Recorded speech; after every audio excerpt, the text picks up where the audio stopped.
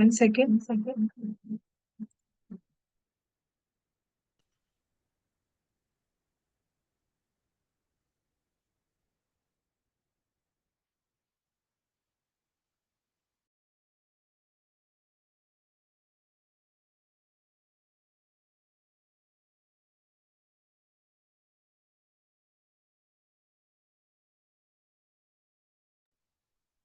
Hare Krishna.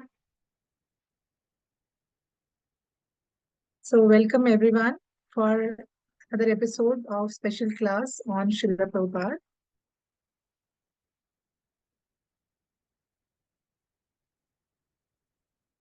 So let's begin our class with prayers to Srila Prabhupada.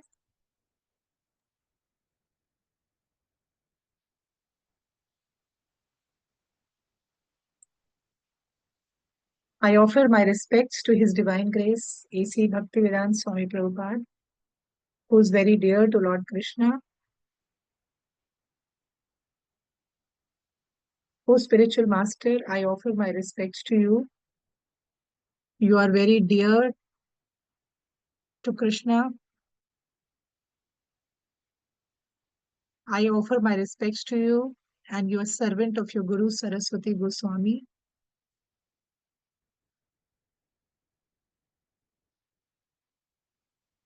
You're kindly preaching the message of Lord Chaitanya and delivering the Western countries.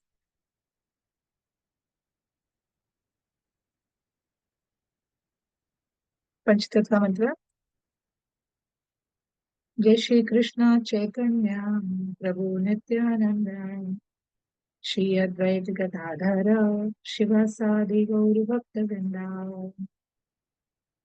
Hare Krishna mantra. Hare Krishna, Krishna Krishna, Hare Hare. Hare Rama, Rama Rama, Hare Hare. Shri Prabhupada ki jai.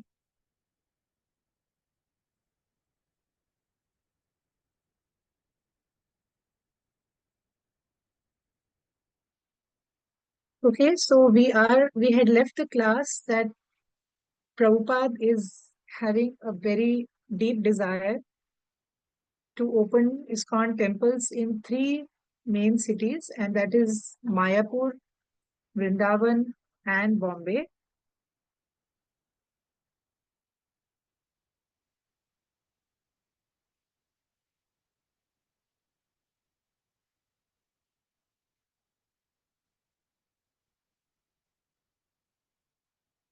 So, in fact, one devotee asked Prabhupada that what are we going to do in Mayapur? Because at that time, Mayapur was just a big empty field, like how we have uh, ground, when we a farmland kind of a thing.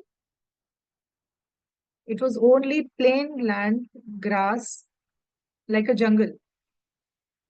So Prabhupada replied to the disciple, to this devotee. He said, "We are going to build a big temple, a place where all the devotees of the world, can come there and chant Hare Krishna." So he said that this place, Mayapur, is birthplace of Lord Chaitanya, and he had spent 24 years in this place. Chaitanya Mahaprabhu had spent 24 years, first 24 years in this place. But now all these places, the important places, are buried in the sense that it is, people are not aware of what happened in those special places. What Leela, what pastime happened in those, special places.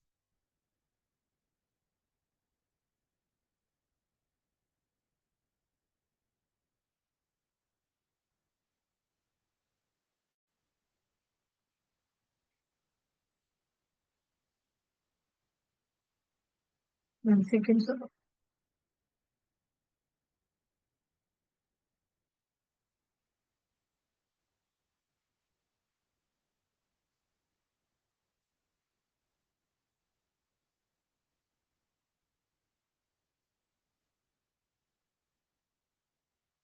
Just give me a second.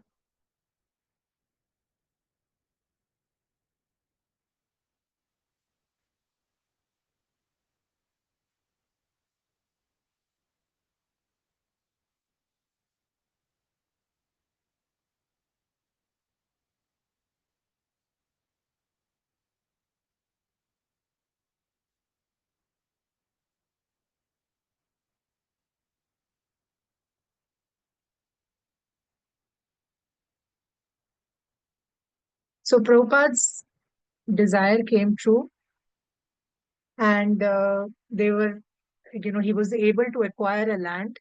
So this land was being sold by two Muslim farmers. And can you imagine the price of this land? It was just 14,500 rupees.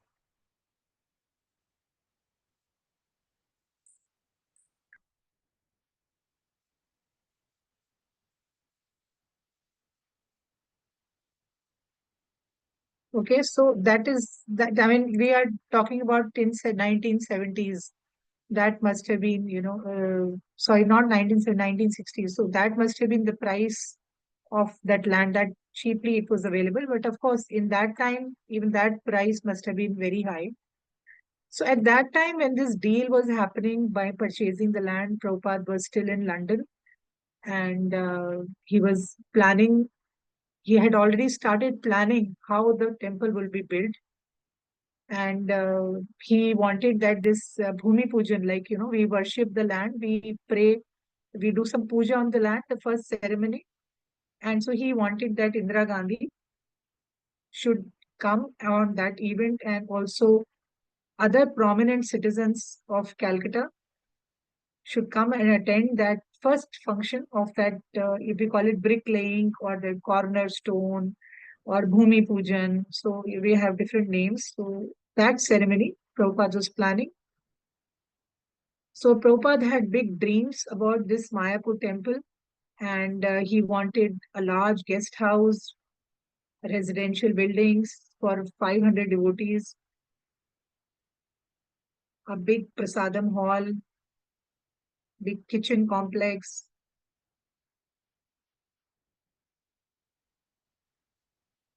Goshala. He wanted to develop parks, flower gardens, trees, fountains. So big, lot of, Prabhupada had a lot of plans, beautiful plans to build this Mayapur temple. And Mayapur, the plans were so big that Prabhupada, it was estimated that it was definitely going to cost millions of dollars.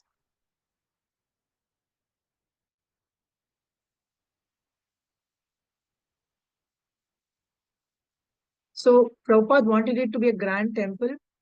And when he explained this plan of the temple to architects, or, to his disciples, everybody was surprised.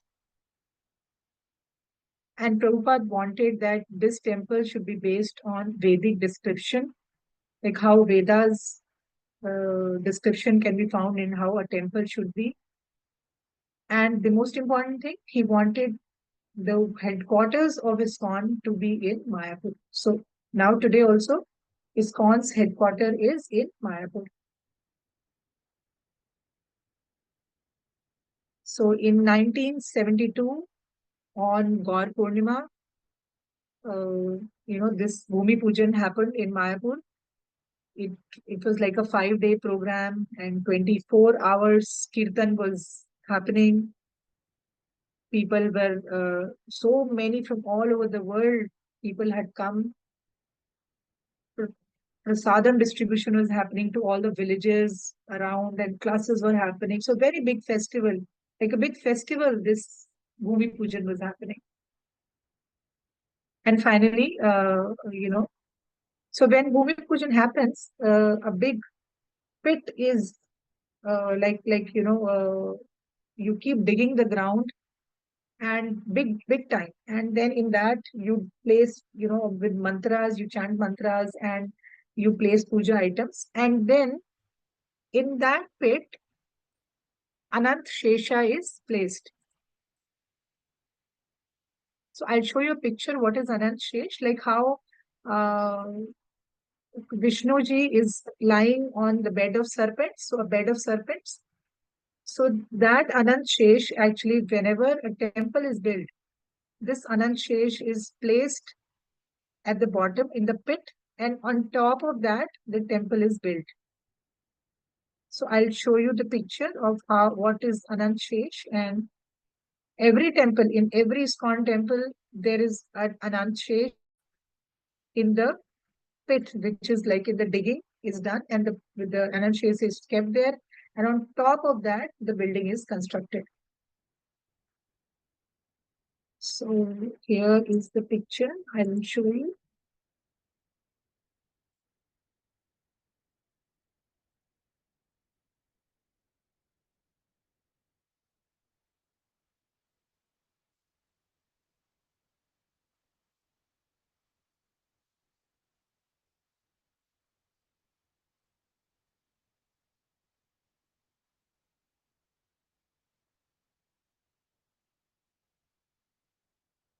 Okay, so this is a picture. A lady is, she's holding that Anand Shesh, and which is then placed in that pit. So it is serpent bed on which Lord Vishnu rests. And it is said that Anand Shesh is the source of all power, and he also holds all the planets in their position. So when Anand Shesh is placed in the pit, then he holds the entire temple on his head. So that is the power of Anand Shesh.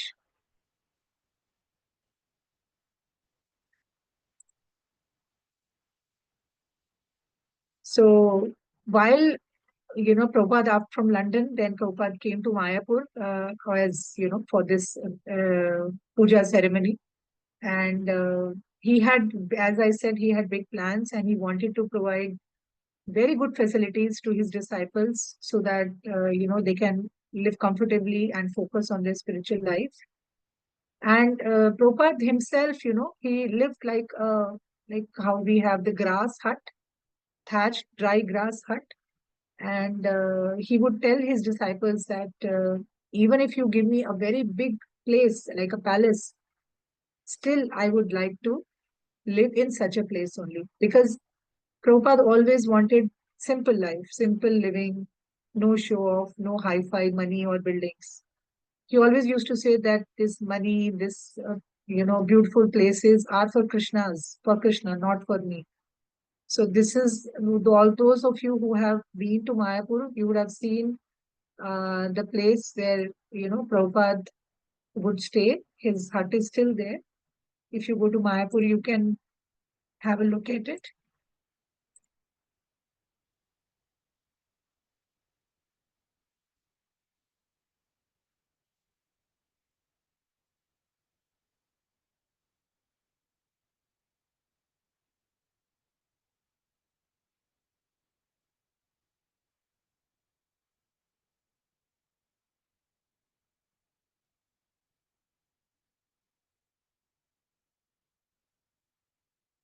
So this is the kind of place Prabhupada always liked to live, and not those big buildings or big houses. He would always say that those big things are for Krishna, not for me.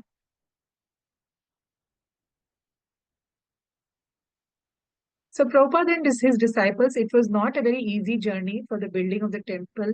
Whenever it will rain in the monsoon seasons, they would have to walk on the muddy fields. Even to go to the toilets were also not like, it was not in a building, like how on the earth itself, they will dig a hole, and there, they will cover it with some kind of a mat, and that's how the toilets were being used. All the foreign devotees, American devotees who would come, they would use those toilets, and there were snakes all over the place. There was time when there was no electricity also. So, and people, Prabhupada and all the disciples who were involved in the temple construction, they would literally live on the construction site only. And they would use, this kind of kerosene oil. Have a look at this.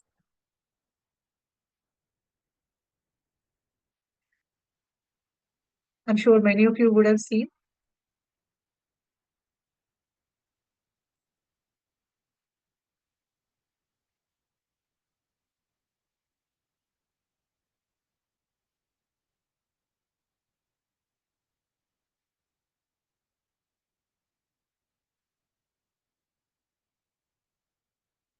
So this kind of, whenever electricity would go, this kind of lamps used to be used. So a lot of struggle. What I'm trying to say, Prabhupada and his disciples, while construction of the temple, a lot of struggle they went through. So it was not an easy job to make such a big temple. In fact, one day, Prabhupada was crying in front of his disciples that, you all had a very wealthy life. You were all from very rich families, but you've come here and, you are building this temple and you're not even complaining. Sometimes you're not getting prasadam also properly. So I am, from the bottom of my heart, I'm totally indebted. I have a lot of, uh, you know, debts that how can I repay you all of you back? But at the same time, Prabhupada was very strict regarding temple construction. He would not tolerate any kind of carelessness, misuse, or waste. If he will see any devotee that he has used, he's left the room and not switched off the fan, then he would be very angry and he would scold the devotees. So at the same time, Prabhupada was very soft at heart. At the same time, he also was very strict as a spiritual master.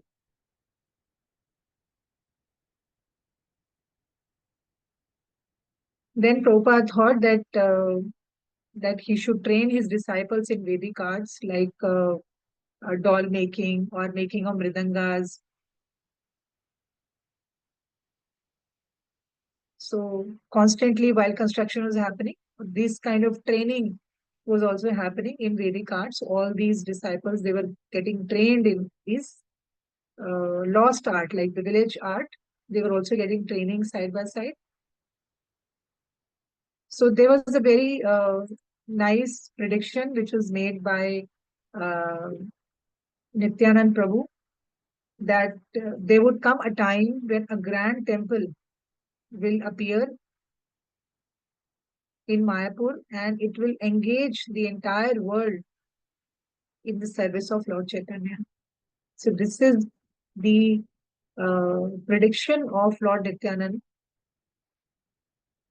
So this is the temple which we believe Nityanand Prabhu is talking about, because in that area there is no such big temple as which has come in ISKCON Mayapur.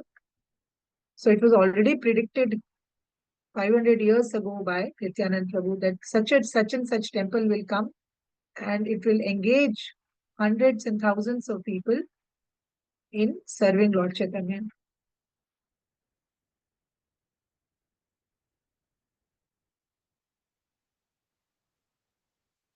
So next we come to the temple of Vrindavan, and as I said that Prabhupada wanted three temples. He wanted many temples, but these were the main he wanted. Next comes to Vrindavan, and the land on which this temple is built, it is called. I'll put the name here in the chat. It is called Raman.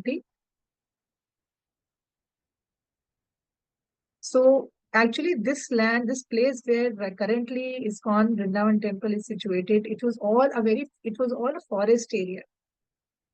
And this particular place where the temple is situated now, it is actually a playground where Krishna and Balram and all the all the boyfriends of Krishna used to play thousands of years ago. So Prabhupada saw that it was Krishna's mercy that they were able to get such a good plot of land in Vrindavan. But again, even here in Vrindavan, there were many challenges, many difficulties. And there was the day puja was done for this land, the local gundas, they attacked and they tried to destroy all that puja because they wanted to have that land and somehow they could not acquire it. Prabhupada became very angry when he heard this, and then police came and then they guarded the land. And then, I mean, in future, such an incident didn't get repeated again. So Prabhupada thought that the name of the temple should be given as Krishna Balram Mandir. That's the name of the temple of Vrindavan ISKCON. So the reason was that Prabhupada thought that in Vrindavan, all temples are of Radha and Krishna.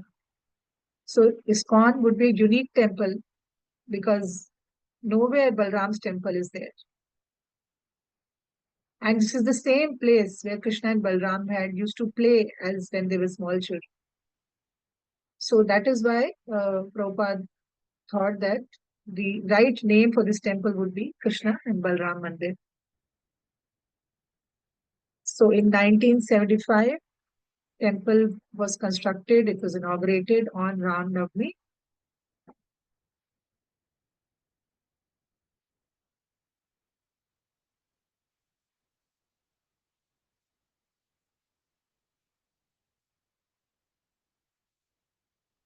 And from all over the world, and many, many famous people, personalities, ministers, many people had come to attend that ceremony. And of course, even in this temple, there were many challenges, many difficulties, because uh, all the foreigner devotees were looking after the construction, and they were getting very regularly cheated from Indian community. Like when you talk about cement or bricks, they were they were getting cheated. They will not get the right price, or they will not supply the right material. So many challenges, many difficulties came even in the construction of this temple also.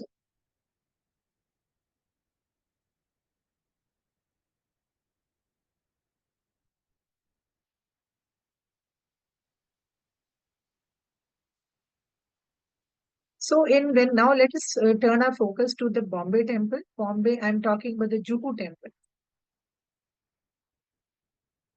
So Juhu, those who are in Bombay, so this is a very interesting story of the Juhu temple. Uh,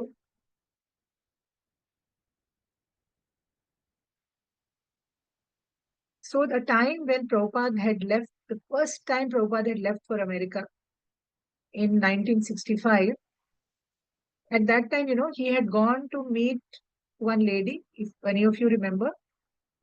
She had given, she had sponsored Prabhupada's ticket for the ship, you remember? Her name was Sumati Murarji.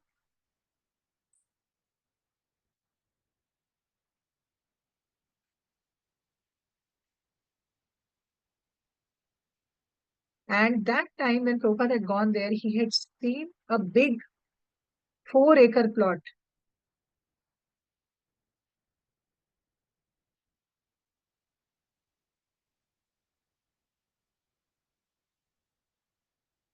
At that time, Prabhupada saw a neglected, it was just lying waste near Juhu beach.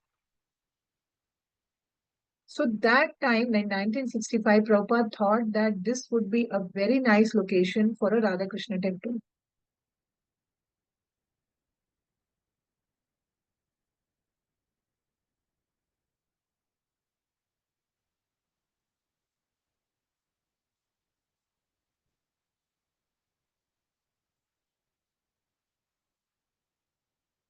So, and few years later, when Prabhupada came back to India, he saw that the land was still there, and his desire was now stronger. He said, yes, this is the same land, and I want this land for the temple. And the land at that time, it had overgrown weeds, like a jungle it had become. And it was all the empty liquor bottles were there, and sewage was there, and the place was full of mosquitoes, and there were rats. So basically, it was a very neglected kind of a dirty place.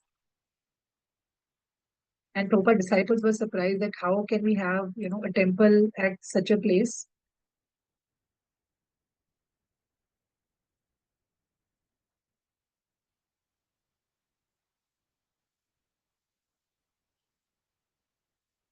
So I will show you the picture later on. So a temporary, temple was created, and before that, Prabhupada started looking for the owner of that place. So this is a very interesting story of how this Juhu land was acquired. It was a very, very big challenge. So what happened? The landowner, he took 2 lakh advance from ISKCON, and then he started playing many tricks and games, and he started cheating devotees. And but he was not ready to sign the agreement.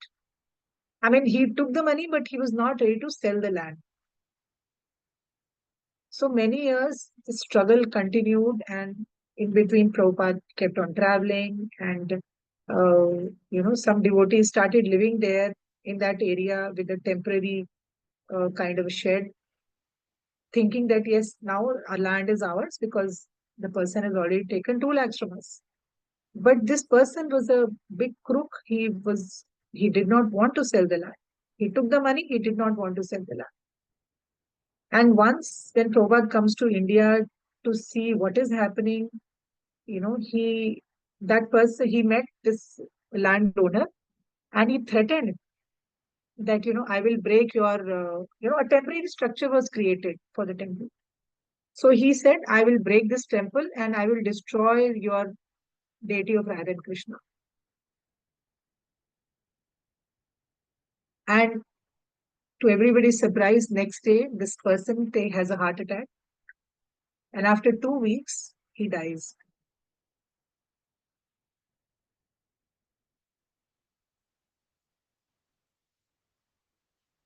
But still, nothing happens because now his wife takes over, and then she starts troubling and she does not give the land.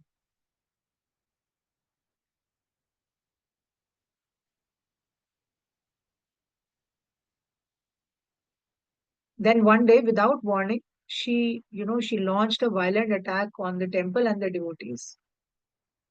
She called a team of from the municipal corporation. They came, they destroyed the temple building. It was a temporary structure only. I'll just share the image. So they destroyed she lodged a complaint that they are just, these ISKCON people, they are just grabbing the land and they're not vacating it. So she lodged a false complaint. So when devotees tried to stop the demolition, policemen would grab by hands and legs and by hair. Or the female devotees were pulled from the hair and they were thrown out from the land.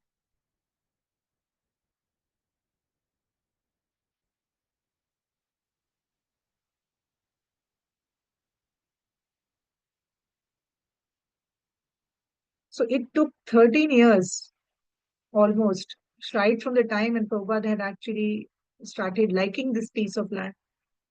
The battle continued for almost 13 years with agents, with corrupt municipal officers, and all the while the devotees were, facing so many obstacles, so many hardships, but yet Prabhupada did not give up.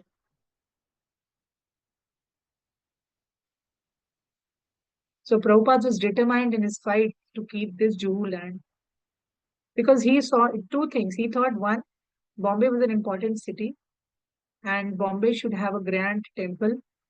There should be festivals, there should be big time book distribution and prasadam distribution.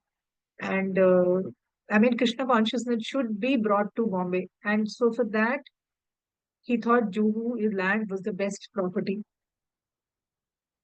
He had big times planned. He wanted a theater, school, library, apartment, a big Hare Krishna city he wanted there. That's what Prabhupada's dream was. So he's thinking, how can this person cheat him?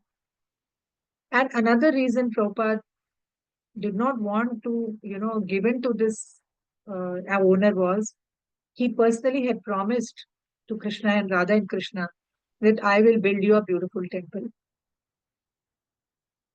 So because both these reasons, he wanted Krishna consciousness in Bombay and he wanted, that Lord, he had promised the Lord that I will make you a beautiful temple.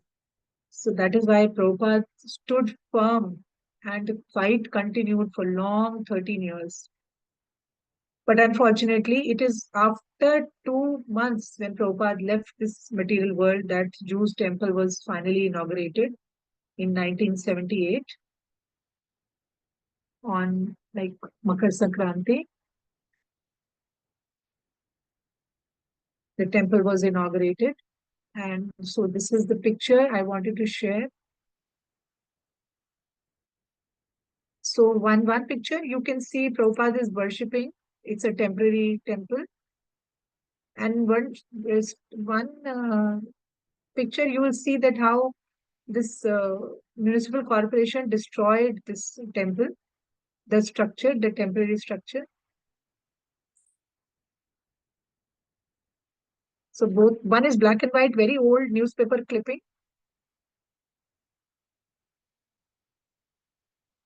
and the other is Prabhupada standing inside that same place and worshipping Radha Krishna. And this Radha Krishna is the same which is currently also present in ISKCON Juhu.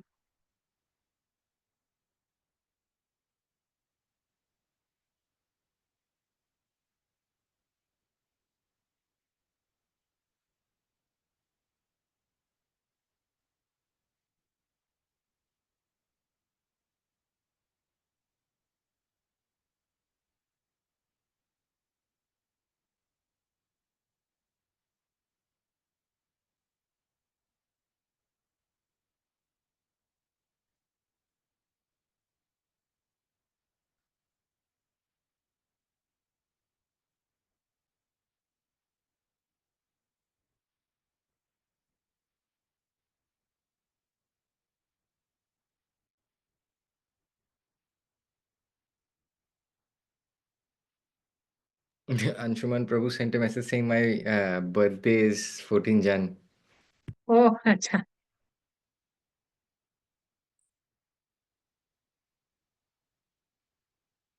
So can you now compare both the pictures?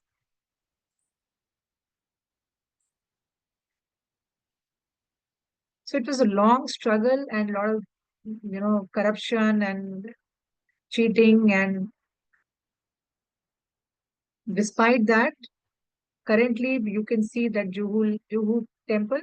It is the same temple which has been constructed after the struggle of so many devotees and Prabhupada's personal efforts. So let's move on. So Prabhupada always wanted to distribute books because he was constantly translating Bhagavad Gita, Srimad Bhagavatam, Krishna book, and teachings of Lord Chaitanya. So he was busy translating them, and books were getting printed also, but nobody knew how to distribute them. So now all of you know that how uh, ISKCON devotees are so busy in book distribution. They are standing on the streets, on the temple. They're busy in distributing books. But in those days, when it was all new, nobody knew how to distribute books. So they'll get printed, they will reach New York, and from New York, they'll be distributed to different temples in America. But for months altogether, books will remain in the temple, but nobody knew how to do the distribution, how to sell the book basically. Till one day, something very interesting happened.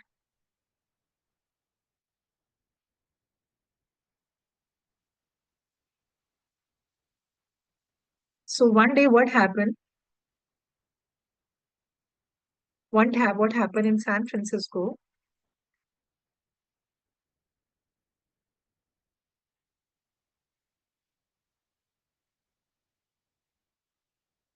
So what happened in San Francisco? There were two temple devotees, and they had a car, and they go to the petrol pump for getting petrol in the car.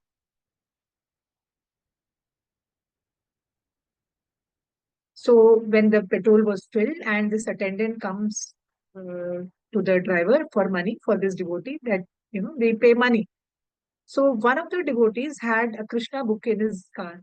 So he said, uh, "Why don't you take this book? You, instead of money, you take this book." So that attendant agreed. He said, okay, I will take, take this book in exchange of money.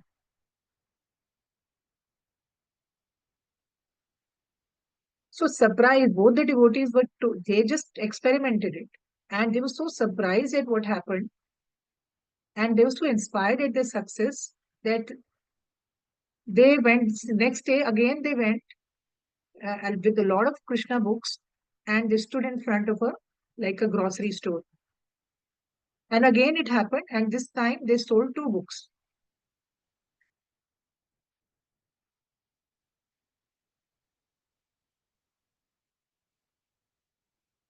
So this was a miracle. And they came to the temple and they explained this to the temple president. And so this temple president, told the entire story to the leader, to his leader in another city in America. And so that leader said, you continue this experiment. And soon this entire thing caught like wildfire. And devotees, not just in San Francisco, but all the states of America, they started picking up books and going on the roads and streets and door to door, and they started distributing, started selling books to people in their homes also. Whatever public place was available, they started going and started distributing it. So that is how the book distribution started actually.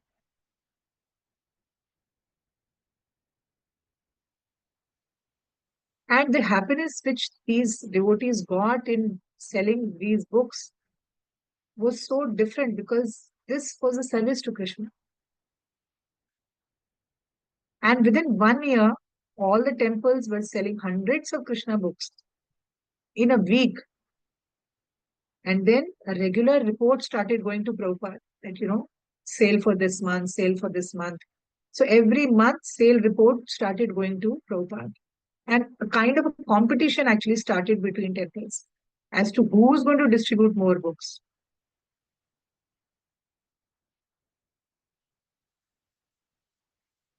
So Prabhupada said that, I've been receiving so many reports of book distribution. And by this report, you are giving me great encouragement. And I'm feeling so encouraged that I want to translate more and more books. Because my Guru Maharaj said that if ever you get money, print books. So I'm so much grateful to you. And I'm sure Krishna will bless you million times for doing this work. In fact, Prabhupada would say that, we should not try to see Krishna. We should not try to see God. We should work in a way that Krishna should see us. Like if you're doing some service, then, Krishna sitting at home, sitting at his place should see, oh, what work this devotee of mine is doing. You understand? So that's how Krishna's blessing will come more if we are trying to make other people Krishna conscious.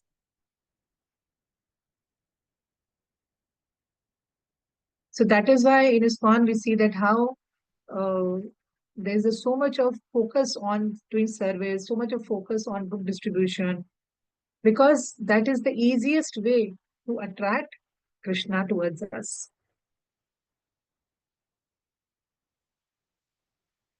So every word Prabhupada would say in these books are good for human society.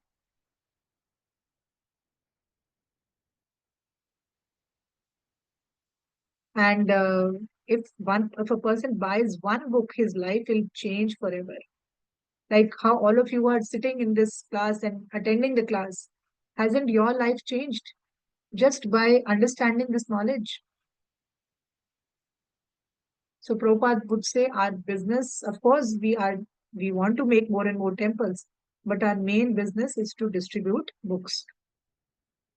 So once, one devotee was doing book distribution and, somebody bashed him on the face. Sometimes there are some such experiences also that people don't want to buy your book and they'll beat you up also. But All these devotees were so strong. They were, they will not feel disturbed that, oh, somebody has beaten me and now I will not do book distribution. They will become more determined, more confident, and more strong in book distribution. So once one person was explaining that how he was, standing in a shopping mall, and he approached a husband and wife for, to take Krishna book, no, to take some other book about body and soul. So the husband was not interested, but the wife came to him and she says, "What is this book about?" So he said, "This book is about birth and death." So the husband, as I said, he was not interested. So, but the wife said, "I want to buy. So can you tell me more about it?" So then this person explained about the book, and you know, so she took the book, a very small book, and later on, she explained that how this woman was having cancer, and she was about to die, and she desperately wanted to read this book.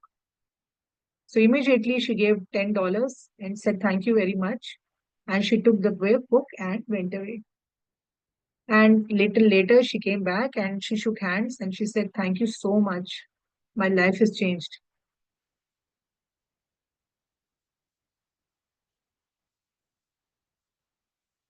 So it's something like that. Many incidents are there for book distribution. And later on, we see that how devotees started visiting colleges, libraries, universities, and they started putting Prabhupada books in all the US libraries. And Prabhupada always wanted that his books, Bhagavad Gita, Srimad Bhagavatam, should be there in all libraries, all universities in America. And later on, we see that how very, very esteemed professors, they started writing very favorable reviews about these books of Prabhupada. And they also started recommending for college courses. So who writed reviews, Mataji? Those professors, college professors.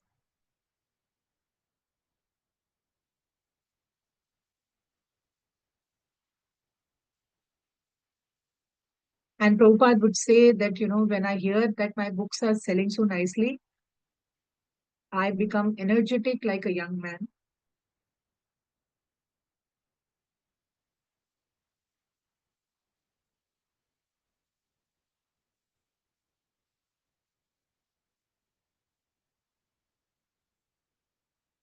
So another important thing that happened was that Prabhupada created Bhaktivedanta Book Trust in 1972. And this short form is called BBT.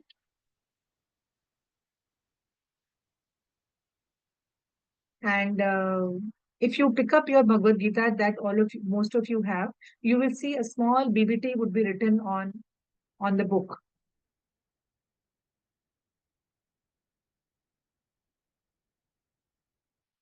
So soon this trust was created, and Prabhupada declared to everybody that the money which will coming from sale of the books, two things will happen. One, they will print more books. Second, the money which will come, it will be used for buying more ISKCON properties and building temples. So if anybody says that why, from where so much of money is coming from ISKCON, such big temples are getting made. So for that, the reason is that the money comes from this sale of books.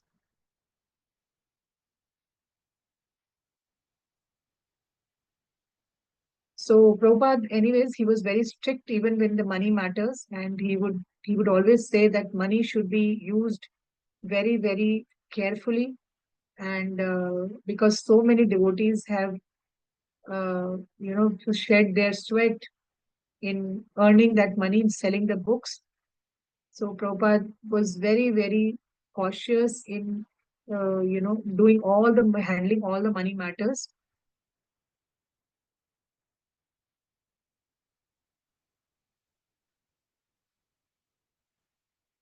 So Prabhupada would always be busy in traveling. He would work very intensely in India in important projects for a few months, and then he would again go back to America. He would tour and preach because he always used to say that this touring business was very important for spreading Krishna consciousness. Prabhupada was always concerned about his disciples that he did not want that they should again go back to their previous drugs kind of life. He wanted to make more and more people Krishna consciousness because he saw that how in America people were so much into sense enjoyment and they were denying God. So that's why Prabhupada was constantly traveling all the time. Even in that age, he would keep on traveling, thinking that more and more people should be made Krishna conscious. So books actually was very important business for Prabhupada. And his own Guru Maharaj had recommended that, whenever you have money, you must print books because having books means knowledge. When knowledge is there, people will come out of ignorance. People will, become Krishna conscious. So without knowledge, nothing can happen. And for knowledge, books are very, very important. And that is why there's so much of stress on books in ISKCON. You would be seeing that how or every time devotees, are after you, buy a book. Because if you buy a book, then your life will change. If you buy a Krishna book, Bhagavad Gita, or any book, the life of the person will change.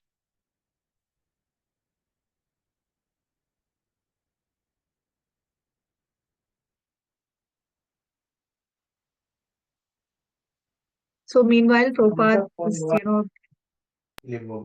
is traveling to various places. So I'll just note down where all uh, Prabhupada was traveling.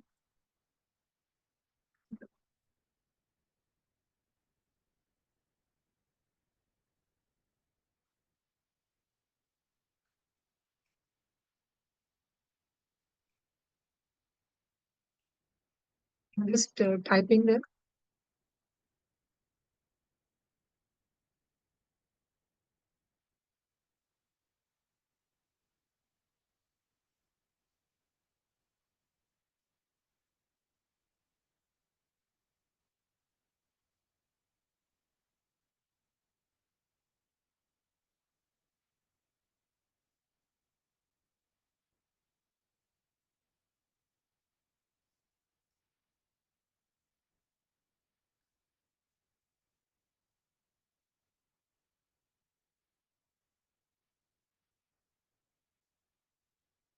So these many places Prabhupada would travel.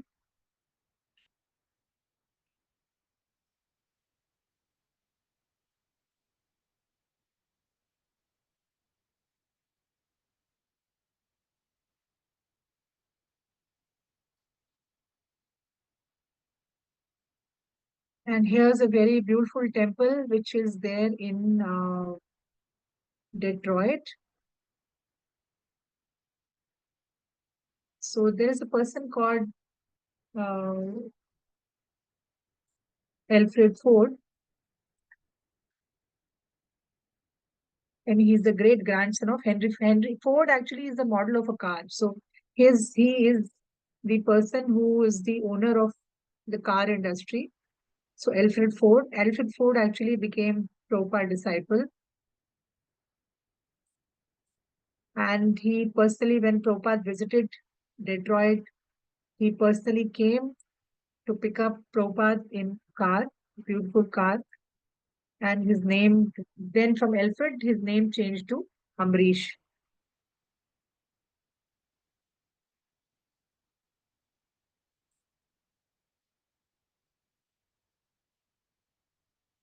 So By that time, this lease of the place where Detroit Temple was initially was getting over, and they had started looking for a new place.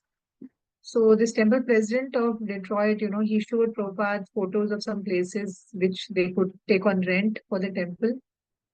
So then one of them actually was a beautiful mansion, like a big palace, and which was on sale. So this place was very expensive, and but the important thing was that it was located on in a very bad neighborhood. It was like a slum area, and where drug trafficking, robberies, and murders were happening. So though the place was beautiful, the property, the mansion was very beautiful, but its location was very bad. But when Prabhupada saw its picture, he was so happy, he was so impressed by the property. He said, we will have this place, get this place. So, but then devotee said, why Prabhupada, this is such a bad place, and murders and robberies are happening. But Prabhupada said, you should not be afraid. We should get that place. We should chant their Hare Krishna mantra 24 hours. And even if a thief comes, give him prasad. And he will also, his heart will change. And he will also become a devotee. So Prabhupada gave his own example. When he had come to America for the first time, he was also living at a place where he was surrounded by drug addicts. And these people will come and they will, urinate on his front door.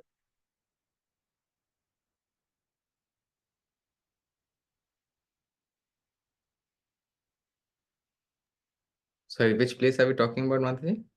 So Prabhupada is comparing that, don't be afraid to buy this place, because when I came to America, I also stayed in New Uh, York at such a I New York. understood that bit, Mataji. Where are they peeing on the door? The new mansion or the older No, place? no, no.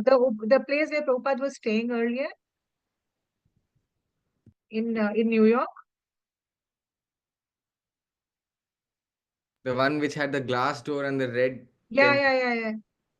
Person tried to kill him. No, when drug addict tried to kill him.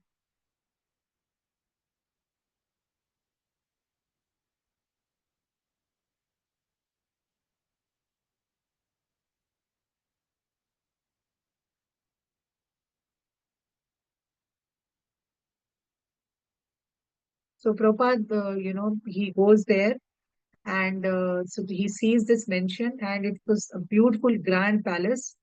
And Prabhupada immediately fell in love with the place. And after seeing the place, he meets the owner. They're discussing. So, to your surprise, Prabhupada said, see, we have no money. We are like beggars. Why don't you just give us this place in charity? So the owner was shocked and upset. He said, how can I do this?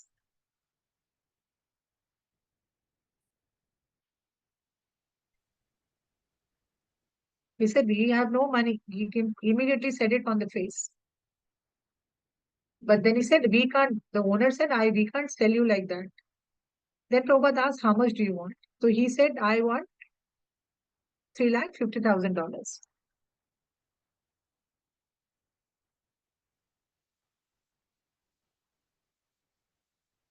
So immediately Prabhupada said, okay, I'll give you 3 lakhs.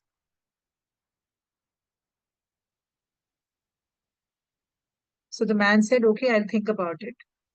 And then Prabhupada got up and, he started walking around the place, and his disciples were shocked at how is it going to happen, because they had no money. So Prabhupada said it is such a beautiful place and it must be used in Krishna's service.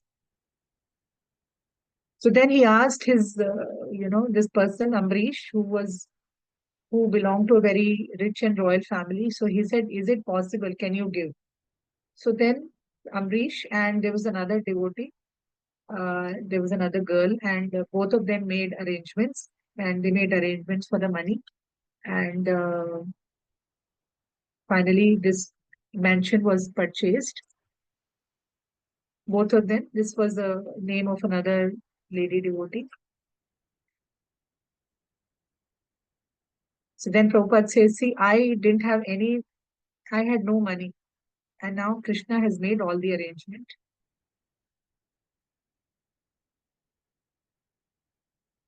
So actually everything is Krishna's. Money also belongs to Krishna.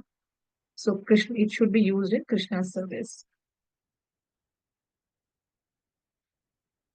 So Prabhupada says, see, I never had any money. I didn't have money before buying. After buying, I don't have any money. So I am a sannyasi. I still remain a beggar only.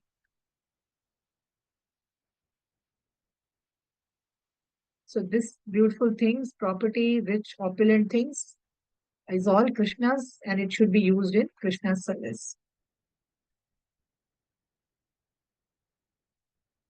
So here we'll close this session, and here's a picture of that temple in Detroit, the mansion.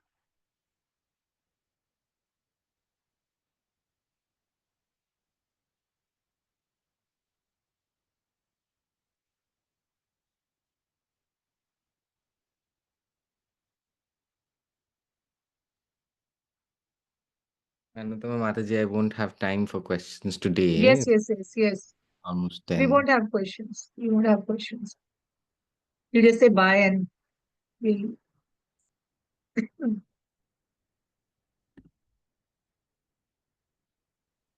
So this is the current temple right now, and I'm not no on changes have site been. right now, Mataji. So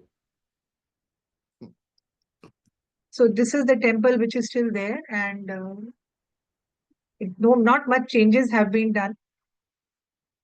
So this was a beautiful property which was purchased.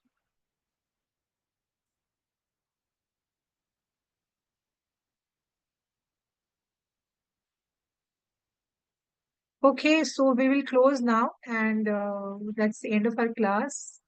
So our next class, we will be having it on Sunday, so it is Tuesday today. And so not much time left. It's not even a week. Okay. So we will have the class on 26th, right? Saurabh, that's what we decided. No?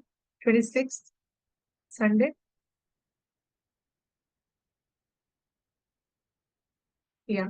So we'll have the class on Sunday. So it's not even a week left. So we will have question answers that day.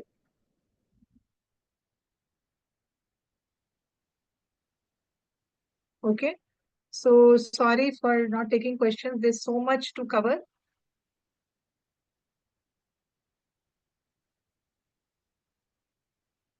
It's a big book and I have to cover a lot of stuff. Still, I'm shortening it so much.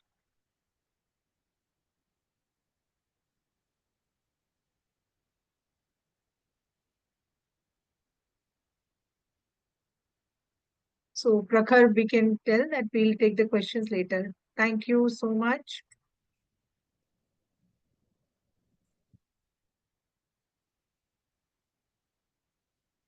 So, is that okay with everybody?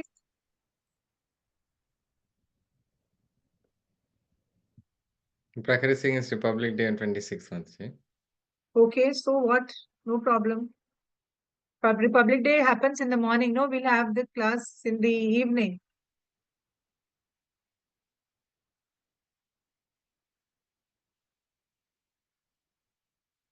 Okay, so thank you so much. Hare Krishna, Krishna Krishna, Hare Hare.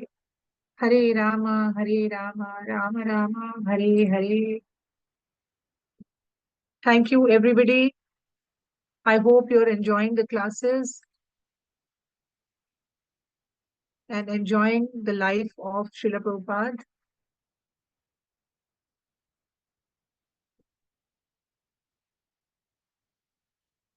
So thank you so much. Thank you. Hare Krishna.